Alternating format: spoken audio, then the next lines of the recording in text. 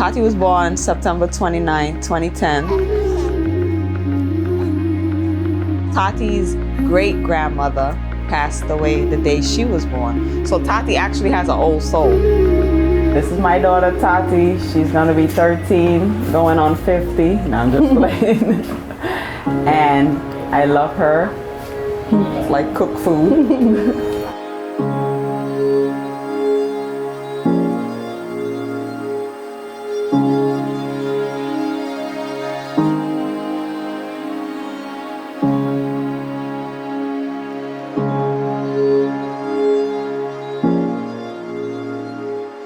Tati getting diagnosed was surprising to everyone. She wasn't sick. It was not until I took her for a physical and we discovered she was in the last stage of puberty. She had ultrasound of the uterus, she had a bone scan, and then they wanted to do an MRI of the pituitary gland. We went in the Tuesday and saw the tumor, and she had a brain surgery the Thursday. The doctor called me and she said, "I'm so sorry to tell you this, but it came back and it's cancerous." And I remember I sat there for like 10 minutes, just looking into space and like wondering, how are you gonna tell Tati that she have cancer?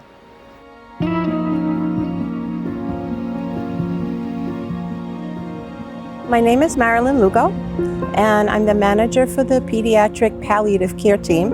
Right now, we're working with children who have life-limiting and life-defining illnesses.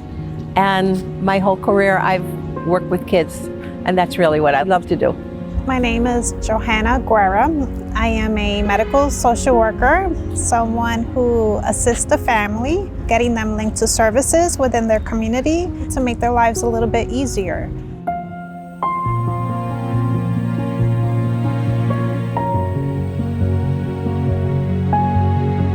When I first met Tati, it was a few months after her diagnosis. Tati not really understanding what was going on with her illness. Mom very much scared of what this may look like for Tati. And we were there to support Mom. When VNS Health came in, it was really a big help for us. It alleviated us really having to run to Manhattan to the doctor's office all the time. I can call Miss Marilyn or Johana if I have a problem. The nurse coming in and helping out and showing me things that I didn't know. She came in as somebody who cared. In a healthcare setting, you have to have that compassion because you don't know what that family is going through. So tell Miss Marilyn and Johana, what's been going on with you? I went upstate to go see my family and stuff, so I had fun. And what did you do while you were up there? We went out, we went shopping and stuff like that. And they paint. Yeah. Paint. You guys want me to show you guys? Sure. Oh, sure, yes. Sure. Wonderful. Very good. So these are loving words to yourself and to everybody else. Have fun. And on the bottom, what does it say? So the first one says, be you, love you. Have fun. Be what you want to be. Don't let people bring you down. Because I always felt like people would bring me down. But I ended up listening to like my mom and stuff. People are just going to talk because they want to talk. So this is my art. To rephrase that. Anybody could come to a doctor's appointment and get dressed up. You can put a little girl in a nice little frilly dress. But what's going on in the home? Is that the only dress she has? Is there food in the cabinets? Can mom pay her rent? We go in and we look at that. The amount of financial problems that come up with a single parent who has to go to the hospital on a train, buy lunch, all these things on a woman who has a very limited budget and 4 children that she's got to care for. So we have to get her help financially as well as help her emotionally to deal with all the things that are going on in her life. The next step was chemo. That was horrible. I remember she said to me, "Mommy, I don't want to die." And I was like, "You're not gonna die. We're gonna get through this. We're gonna fight this." Cancer is strong, but you have to be stronger. and she relapsed. The tumor came back. So she had to end up getting a second brain surgery. She had right-sided weakness for a while. You know, she severe vomited. She lived in the hospital. Tati, she just wants to be home. From the moment she's in that hospital, all she wants to do is go home. And if she has to have IV fluids being given to her at home, she doesn't care as long as she's in the house with her siblings. That's where she wants to be. In the hospital, she didn't eat for at least 2 months. She wasn't really drinking. Every day they wanted me to give her a feeding tube. And I refused. I was like, you know what? I'm gonna take her home. She's gonna see people coming in and out that love her and talk to her. Food is gonna be cooking where it's gonna stimulate her little taste buds and stuff like that. And I brought her home. Mom has always expressed wanting for Tati to have a normal, healthy childhood, to allow Tati to be a kid. On my to-do list, I have to clean up the house, make sure my room is clean, my bed is clean. I do my homework when I come from school, stuff like that. The moment she got a little bit better, she was involved in dance, she was involved in singing, she was doing fashion shows. I always knew fashion was gonna be her thing. Even when she started learning to walk, she was in my high heels. I put mascara on. I do my little makeup on my sides, my cheekbones. I like my dress to be nice, puffy, pretty, and shows me.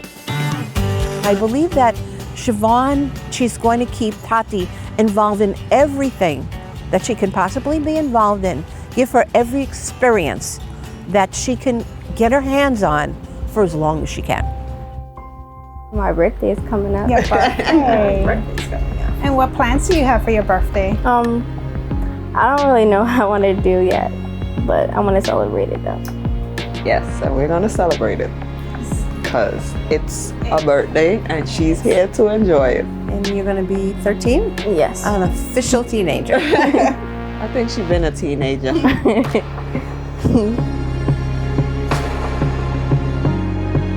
Very early on, we have anticipated that Tati would struggle with issues of self-esteem.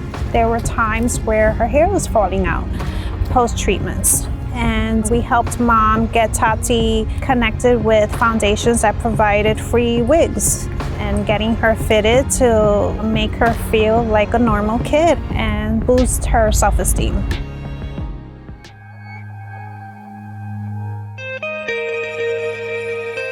It's hard. It's really hard. Like when they say when one person is affected, everyone's affected, and it's true.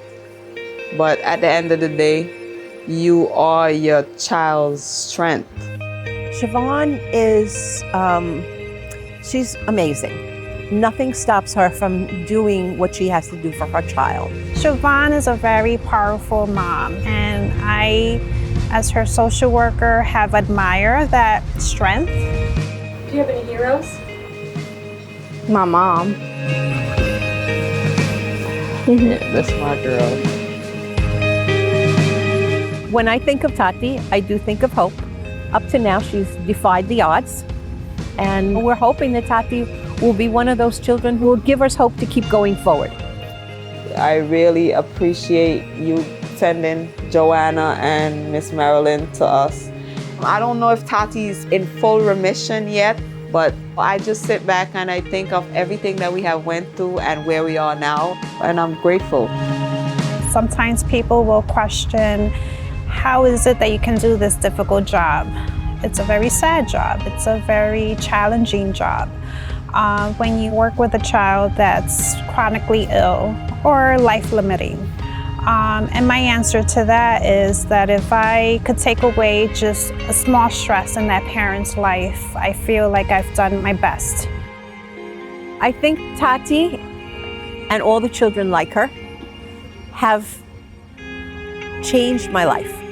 The best thing that I can do in my career is take care of these children and their families and just make their day, because it has to be day by day, make it just a little bit better, make it just a little bit easier to get through this experience, to be there for them so that you'll be able to say to them, whatever you're going through, I'm going to be there with you.